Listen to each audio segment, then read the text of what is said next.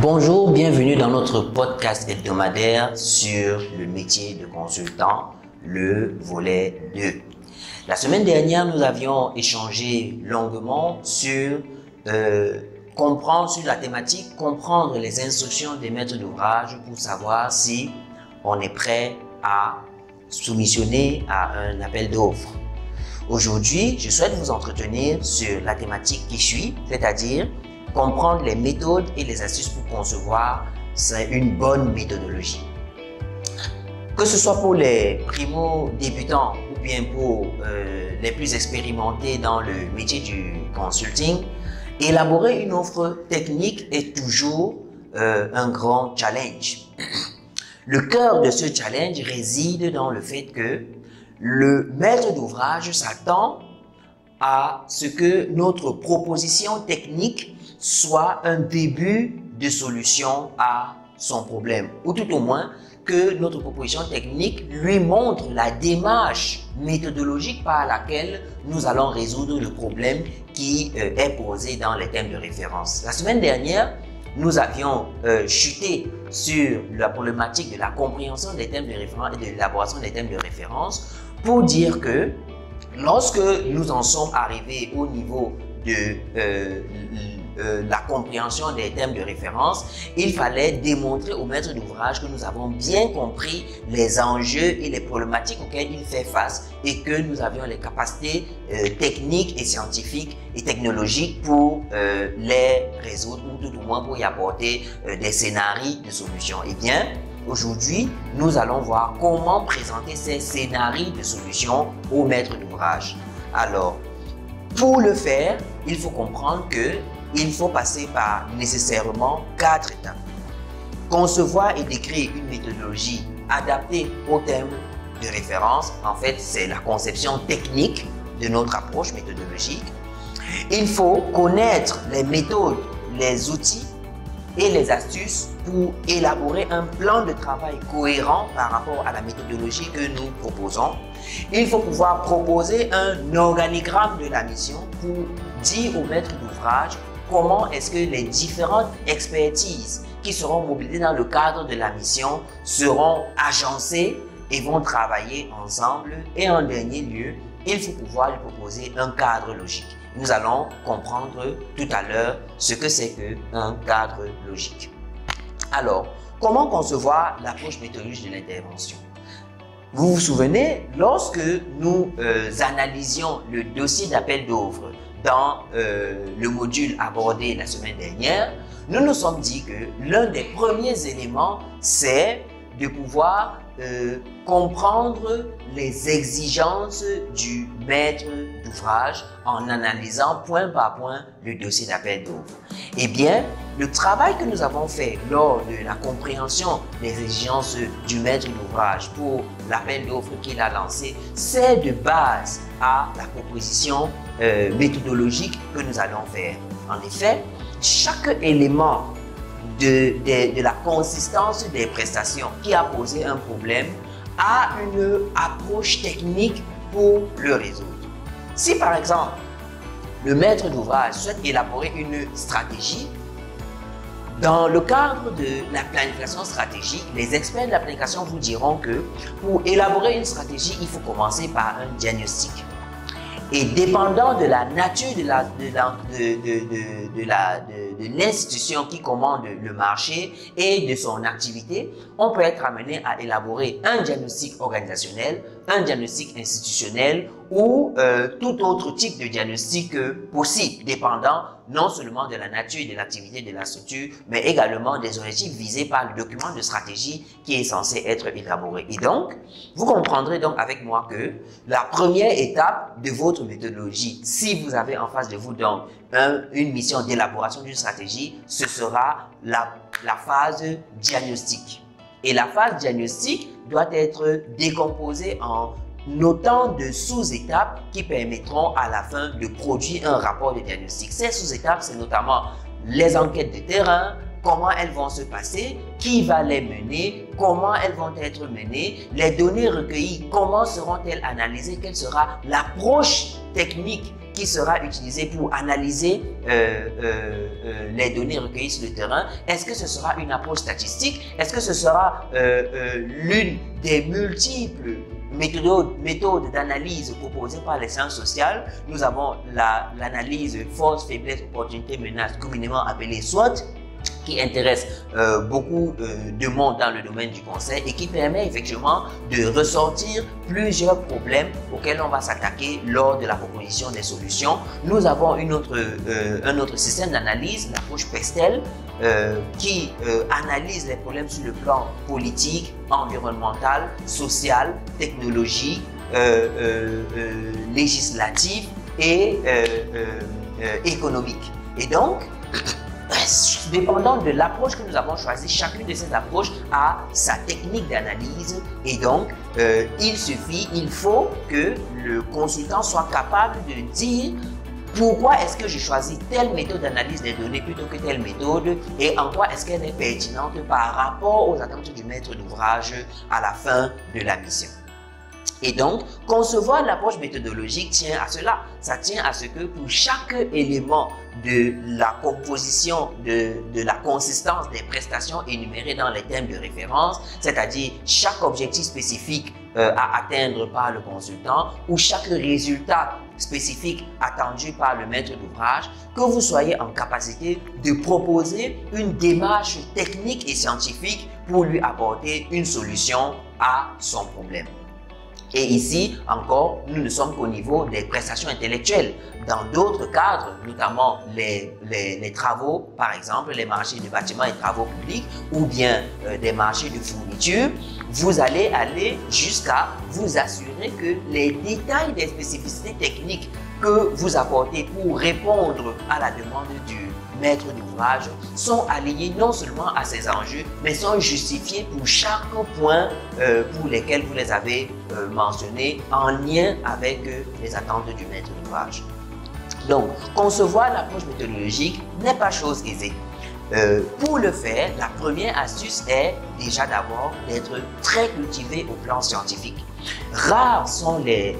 consultants qui sont restés strictement dans leur domaine et qui ont réussi à proposer une démarche méthodologique qui ait du sens. La vérité est que la plupart des appels d'offres demandent une vision transversale du problème qui touche en règle générale plusieurs domaines d'expertise et donc au moment de monter votre offre technique, vous devez obligatoirement vous assurer que vous avez fait le maximum de recherches possible sur le domaine principal concerné par l'appel d'offres et sur les domaines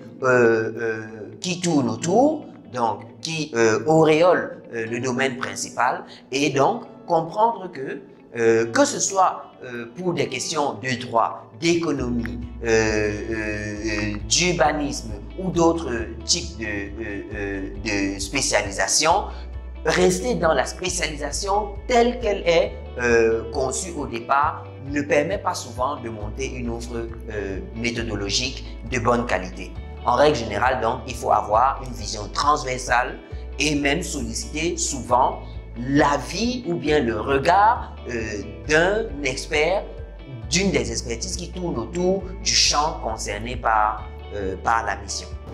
Et donc, une fois que nous avons donc déterminé quelle est la conception technique que nous avons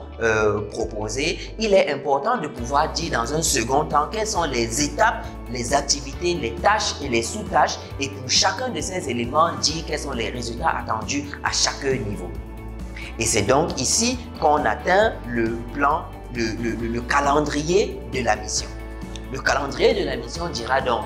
que par rapport à la conception technique, nous pensons qu'il faut répartir la mission par exemple en 2, 3, 4, 5, 6 phases. Chaque phase sera répartie en tel nombre de volets. Chaque volet va comprendre à peu près tel nombre d'activités. Chaque activité va avoir pour objectif principal de faire telle chose et pour résultat attendu de libérer tel livrable.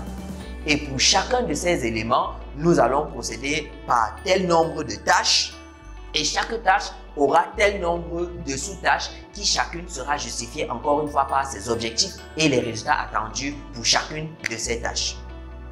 Une fois que nous avons décliné donc toute notre conception technique en différentes activités, tâches et sous-tâches mesurées dans le temps avec des indicateurs objectivement vérifiables de l'exécution de ces tâches, nous allons nous pencher sur la répartition de la charge de travail. C'est ce que nous appelons la planification de la répartition des rôles.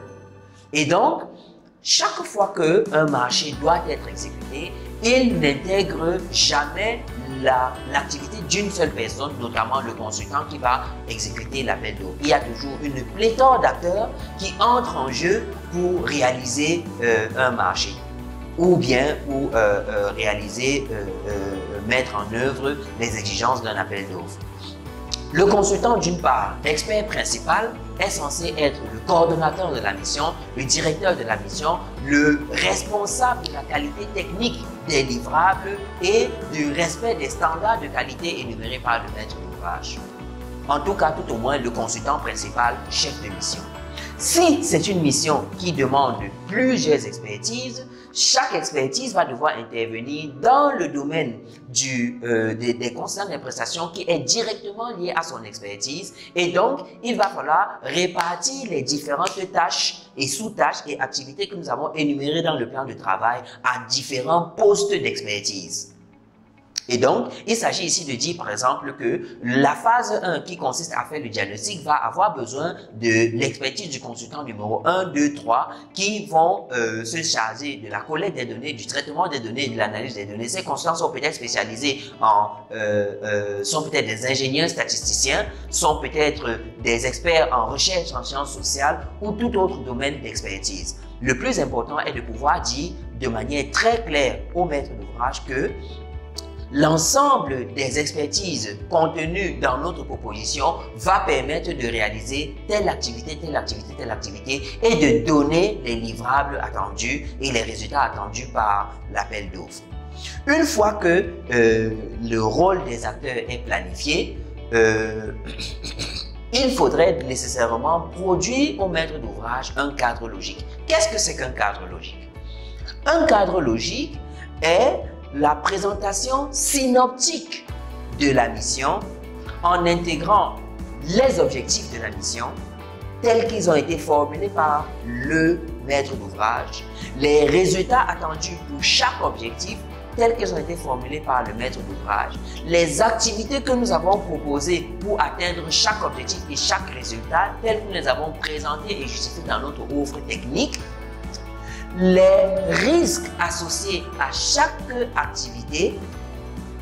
que nous avons proposés, notamment en ce qui concerne les risques environnementaux ou d'autres types de risques, il faut les analyser, il faut analyser les risques et les solutions de mitigation de ces risques que nous proposons par anticipation.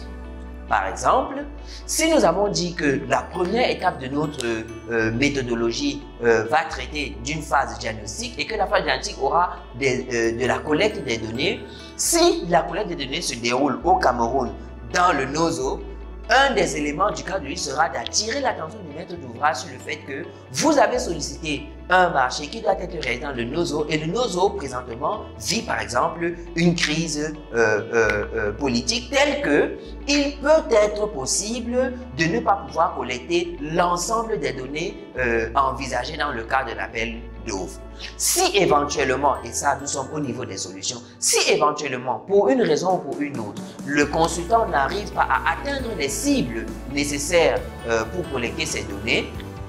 physiquement, la proposition qui sera faite, la solution de contournement que le consultant propose sera de contacter